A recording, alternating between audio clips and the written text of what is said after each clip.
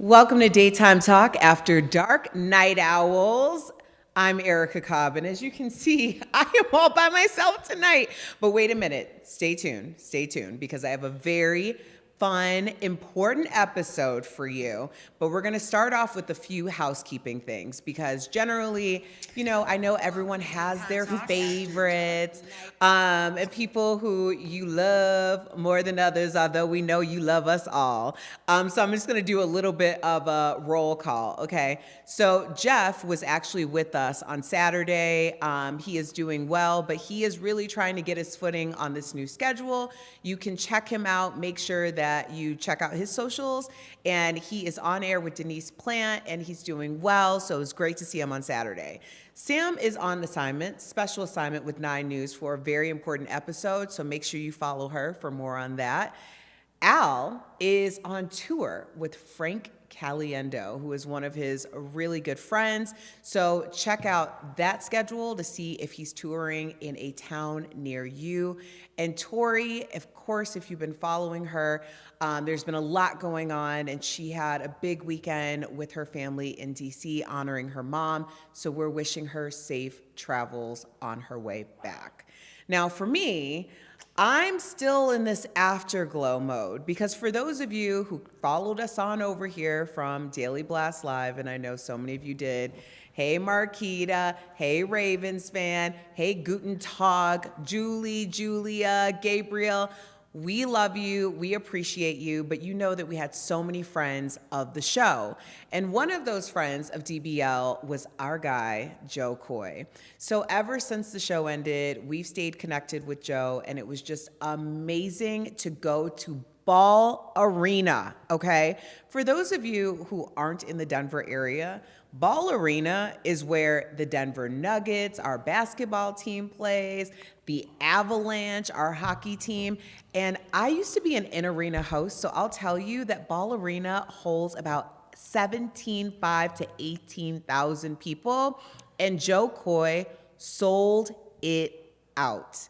The show was absolutely fantastic, and he's a man of his word, so he connected with us after to talk about one of the most frightening experiences of his life, which, if you've seen the headlines, just happened a few days before. Check.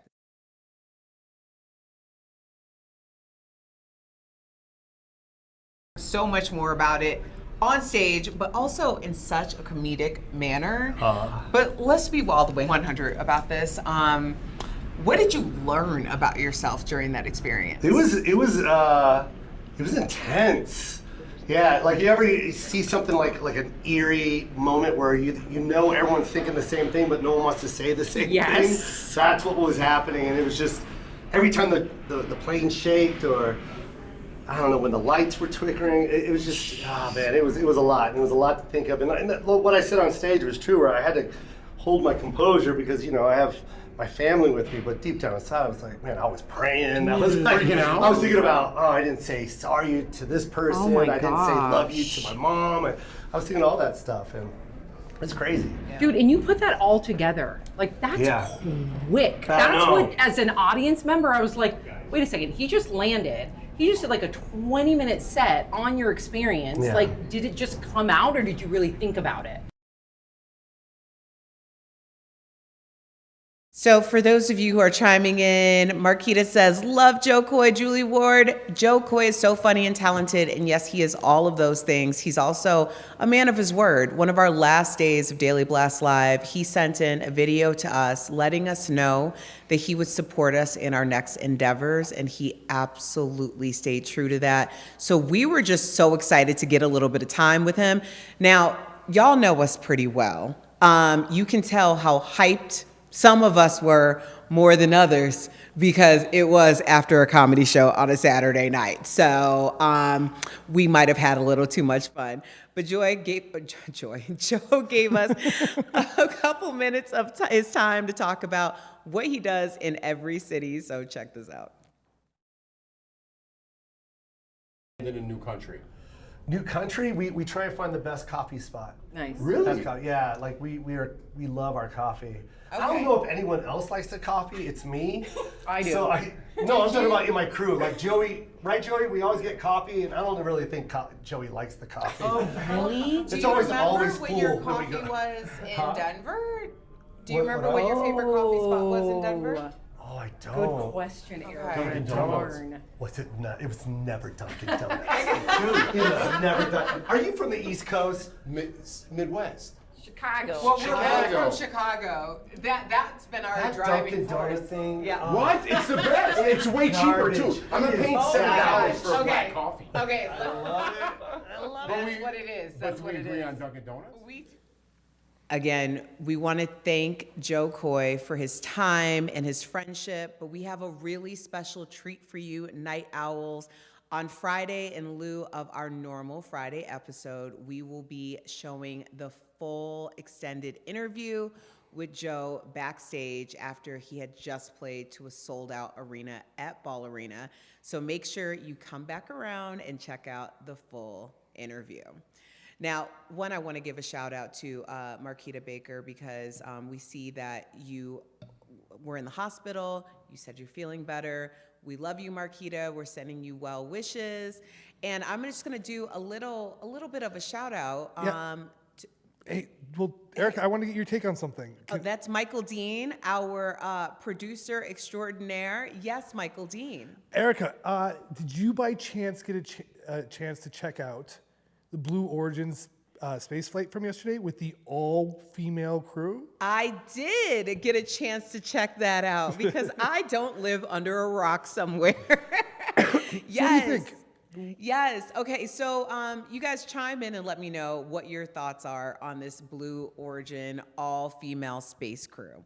Now, when I first heard that, like, the likes of Katy Perry and Gayle King and Lauren Sanchez and what's the other? Well, those were the three like big celebrity names, and then we have people who are actually a part of space exploration, who are scientists. But this whole thing was it was served to us as this big female empowerment moment. And a lot of the rhetoric online is saying that people don't really feel that way after it was all said and done.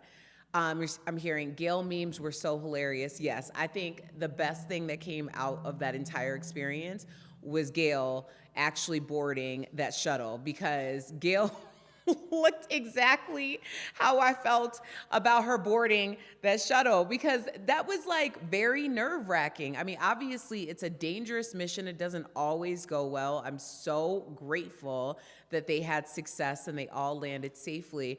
But what are your thoughts? Do you feel like it was something that was a women empowerment moment, or are you feeling like it was kind of for something else?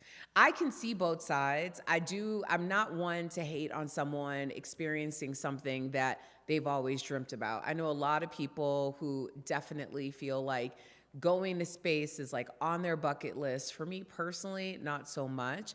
But I'm wondering how they will move the conversation forward after this, because that seems to be unseen. Obviously, beautiful cover images. They were on the cover of Elle magazine.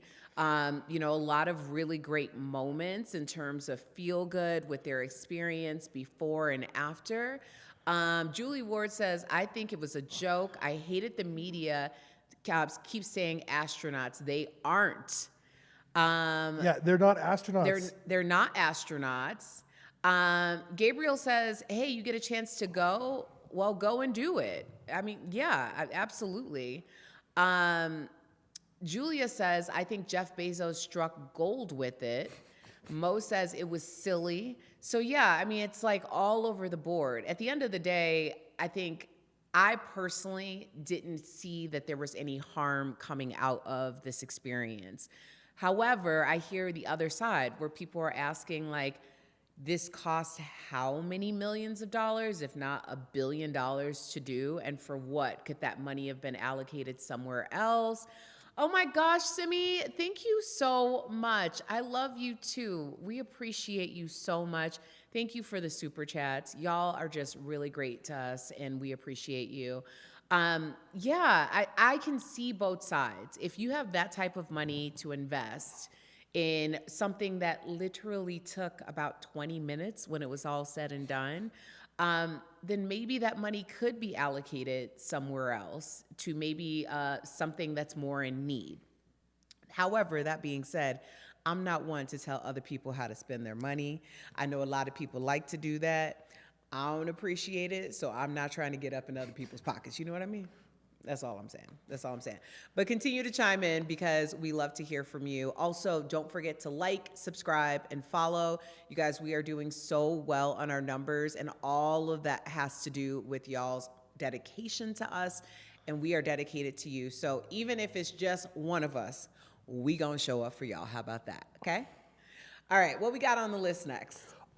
I think we were going to talk a little bit about the Blue Origin and the energy that it took to. Oh, yeah. Yes. Y'all see my cue card? I should probably use it. It's cute, right? It's cute. So as you guys know, our sponsor is Positive Energy Campaign.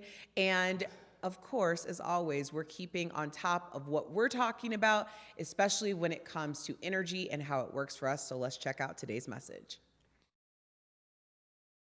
People around the world still don't have access to reliable, affordable electricity, a challenge known as energy poverty. Let's break it down. Some people are connected to the grid, but they can't use it properly because of constant power outages, unreliable service, or high costs. A new study shows that over 1 billion people face this issue, especially in parts of sub-Saharan Africa, South Asia, and rural Latin America. In Nigeria, cities have steady power, while nearby villages face blackouts. In India, millions rely on kerosene lamps despite living near power plants. This tells us it isn't just a matter of infrastructure. It's about making sure the energy people have works for them. Energy poverty affects health, education, and jobs. In rural Bangladesh, students struggle to study at night, while power shortages in East African hospitals put lives at risk. Solutions are emerging. Kenya is expanding off-grid solar, while Indonesia and the Philippines use microgrids to reach remote areas.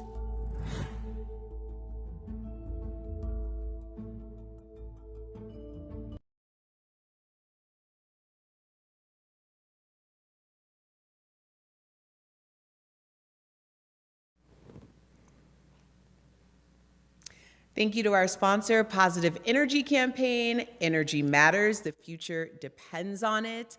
As you know, energy can be a very complicated and also divisive topic, but Positive Energy Campaign is here for you.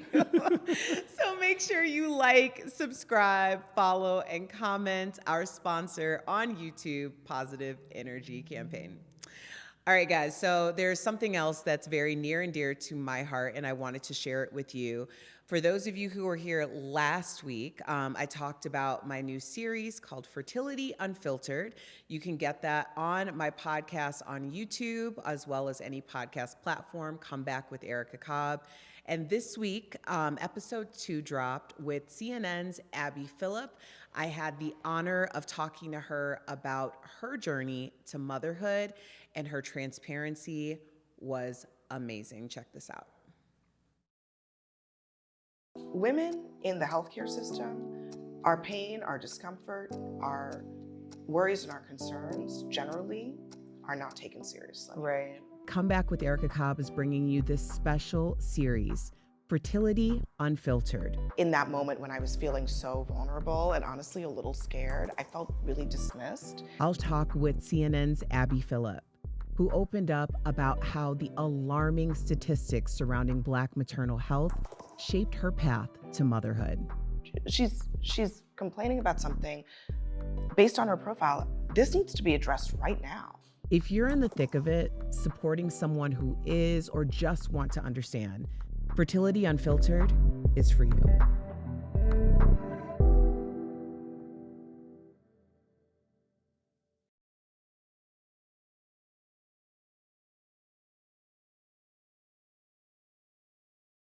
And that is a part of my podcast, Come Back with Erica Cobb, my special Fertility Unfiltered series. So check that out on YouTube. It's available now or anywhere that you listen to your podcast. So special thanks to my guest, Abby Phillip. I appreciate your time, your strength, your resilience, and your transparency. All right, so listen up, night owls.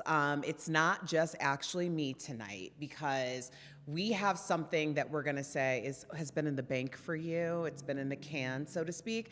And so we did a little behind the scenes with a bunch of us hosts, and we've been saving this for you, so enjoy.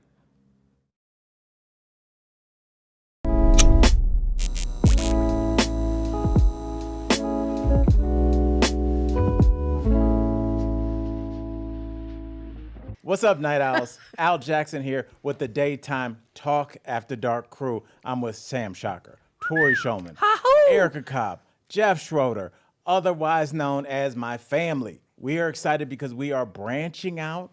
We're spreading our wings, shall we say, and we are doing this as a first kind of introduction to what's going to be behind the paywall. Obviously, there's always going to be a free show, but, you know, last I checked, lights ain't free.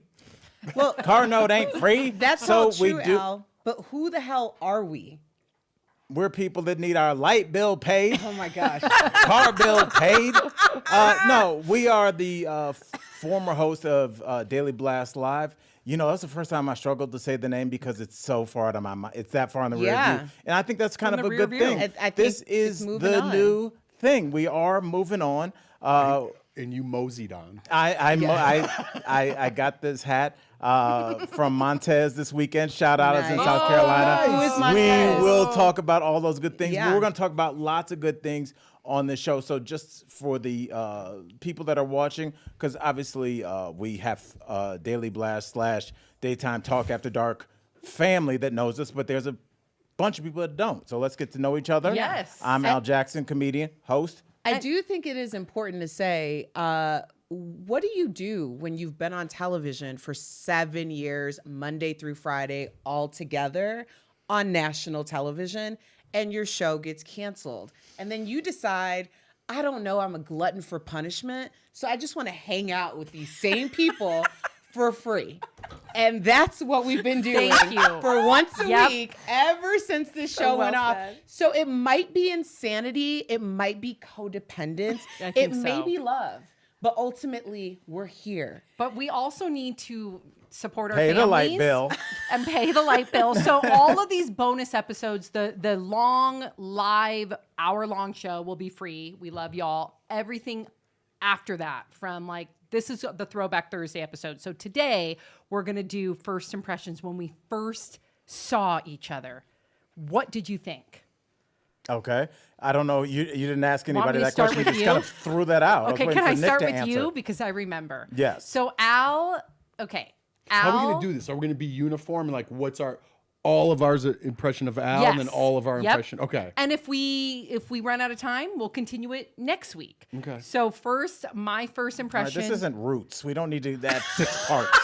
Let's just. People aren't going to be hanging. I need to know what Jeff thought of Tori. Don't talk to me. My first impression of Al, though, because you were wearing a brown grandpa sweater, I thought you were like a science teacher, and I didn't realize that you were this goofy comic that's quite devious sometimes, or used to be. Devious. Well, used to be. No, definitely still. Used to be. First of all, I am and was a science teacher, so you were correct. Okay, but you're right about that. So my intuition was correct. I did not pick up on the funny deviant side until I got to Please stop saying deviant. Makes it seem like I've been pressing my junk up against the window somewhere. Well, You're wearing the black hat that fits, and that fits. So quickly, within a minute of talking to you, everything changed because we started talking about comedy, the Comedy Store, Yes. and all of a sudden I saw not only how funny and witty you were, but how bright you were and how much you knew about politics. And I was like, oh my gosh, I hope we get him. I hope we get him. You blew my mind. But first impression, Grandpa. and this was your impression at the audition. At for the Daily audition. Blast Live. Yeah, the first moment I saw him, then I got to know him at the audition. Yes. Okay, my first impression of Al was that he was somehow more special than the rest. Al came in the day after we all did. You came in like didn't really care. You were like, "What up, people?" Then you went into a different room and ate shrimp alone. And I was like, "Why was this guy? Why That's is he what eating?" I do when I'm fighting with my girl. It was like, why does he get shrimp? I wanted the shrimp. I was hungry. So that was my first impression. You were special, and they knew you somehow. And you didn't have the same nervousness as the rest of us. And you were right about that because one of our executives had already worked with Al. Yeah, And she personally brought Al in. That's so how he it was felt. more special. Oh, God. The shrimp was awful. Okay. My Erica? first impression, because Tori, Jeff, and I were in that room where he was eating the shrimp cocktail, and we were getting ready to go into a group audition together. That's right. And I looked over at Al and said, "That brother judging us." And he was. And he was. Oh, I was. Yeah. Okay, but did you? I'm very energy sensitive. Yeah. Did you like his energy? First glance. Well, I was so out of my element. I literally decided that they were just going to audition me before I was even asked to go to the audition. So I guess I was completely in my own zone as well. Please explain what you mean by they were going to. What do you mean? They were gonna audition you. Like you didn't that's- think you were even. I didn't get invited to the audition before I booked my flight and my hotel because I decided that either way I was going to audition she was for gonna the show. she was gonna crash it. She's I a was gonna crash the manifestation audition. queen. Now, granted, I didn't know where the audition was. I just needed to be in LA by the time that they came to their senses to realize that they have to audition me for the show. You understand that that's what people, it's like either like an inspirational cool story or like what somebody's saying at the police department. And they're like, this is a random woman that just showed up at the Survivor auditions. Yeah, so she won't leave. Jeff, really quickly, what'd you think about me? And then we're going to move it on. Quickly, shrimp cocktails, the first thing I think of, because we were all in there crazy. together and you were eating shrimp. Did you like it? You know what? I don't, my mind at that point was kind of just like, F it, you know, because so much happened over the weekend for me that I'll get into later. But I was kind of just like, this is just another thing. Yeah. You know what I mean? I didn't think anything was going to come off of it, to be perfectly honest. So when I saw Al, he was in the second day eating shrimp cocktail, and I was like, oh, this dude's a ringer. Like, he's definitely in. And I remember talking to you, I remember like, I'm from Chicago. I don't know how that, I'm like, I'm from Chicago, and you told me you were going to Australia. Right. And we started talking about fishing. And I don't know, and I'm like, all right, I got to go in there. I'm like, all right, see ya. He fancy. With Yeah, the shrimp and you were going to Australia. Australia. I remember that. You're like, I'm leaving. I remember that and too. that was like the first time I ever talked to you. I remember that. Yeah. And then we're going to close this off, and next week you'll get to hear other impressions. But We're really teasing this out. that's the way it should be. But Jesus. tell everybody your I loved your mentality going into the Oh. audition. Tell us. And can we curse on this? Yeah. Oh, I don't know, Erica. Can you Because- curse on paywall stuff? Yeah. Yeah. Okay, and it's important because it's how I felt. Okay. And I started going to auditions because before I got the DBL audition, I had booked another talk show with Scott Wolf and Khalees and Lisa Lisa Renner. Renner. Big talk and show. I That went was- when I booked it. My old manager called me. He goes, "Do you know how many people you beat out for this?" And like they didn't even know who I was when I went to audition. But I had switched. I had also booked, and it sounds very arrogant, but it's not at all. You're wearing a bolo. I had also booked a show with what's the name's son, the Ozzy Osbourne's son, whatever his name Jack was. Osbourne. And I had gotten 3 auditions in a row, and I remember I started going to auditions. Like at that point, I had been doing stand up for a while. I knew I could talk science, sports, politics with anybody. And when I walked in the room, I said, "Which one of you motherfuckers are finishing second?" Because I'm about to get this. And then you did. And- And you ordered shrimp cocktail. Yeah, It's a boss move. and that's how I feel when I walk in a room. Any audition, I'm like, Van Lathan, I think is better than me, but other than that, you got a problem, dog. I'm about to bust your ass. I was never in the room with you, right? No, I don't think they I ever don't put think us we in were there. ever in the room together. I love that. I love that Jeff. There was 2 guys, silver hair foxes. Oh, Who? and I knew him, Smooth Jazz. Smooth Jazz. His cat's name was Smooth Jazz. No, his name was Smooth Jazz. His It was cat's his name. nickname. Oh, So I you knew was his someone with a nickname. cat You don't remember And at it was all. the last day, and I went up. I'm like, it's me or you, Smooth Jazz, because we both looked Jeff, exactly. explain the that to people really quickly, because when you go to audition and you see another blonde and a black girl, you're like, well, that's my competition. Oh yeah. I mean, even when you go to parts like when you live in LA, you go in the room and it's everybody that looks exactly like you, but in better shape and has better hair and better clothes, and you're like, You know who that's a your better competitor Jeff. was? No, Tracy Gold. No. Okay. No. She was on the show. I was on the love show. Tracy. No. Who? She was from Good Day LA, blonde hair. Oh yeah. Oh, Lauren Sivan. Yes. We were on Fox together all Well, the time. that was who we were like, is it going to be Tori? Oh, is it going to be man. Lauren? 'Cause But she's a we knew after the first like half a day it was you. Really? But in the beginning it was like Tori, Oh. Lauren Sivan. Tori, Lauren. No way. Yeah. She's a friend of mine. She's real edgy. and I great. loved her. Yeah. That's so interesting. I've worked with her before. Oh, yeah, I could see that. All right, it's been 10 minutes.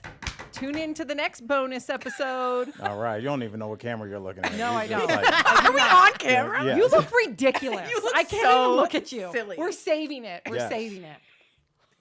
What? It's over? Yeah. I guess. It was a 10-minute thing. Oh. I guess. Is that not Aren't it? we supposed to wrap it up? Wrap Yeah, it up. what's Oh, going on? Oh, we're still I don't going. know. You Keep started going. giving the double finger point. Wrap it This up. is what you guys can expect when you Everyone's lay like, down "I want your my money hard-earned Love money.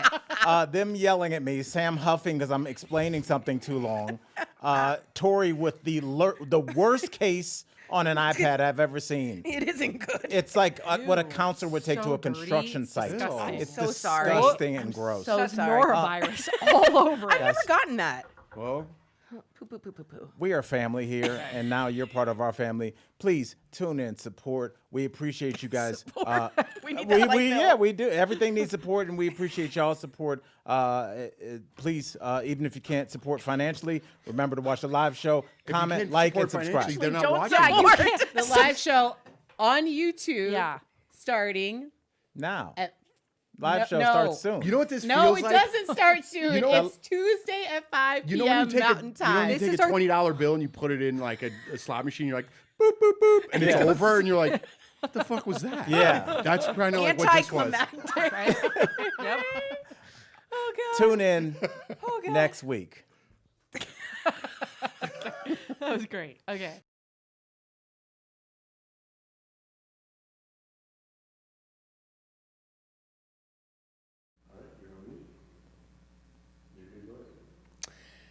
I'm glad y'all are loving this so much, Night Owls. A little throwback clip from, your favorite 5 people ever.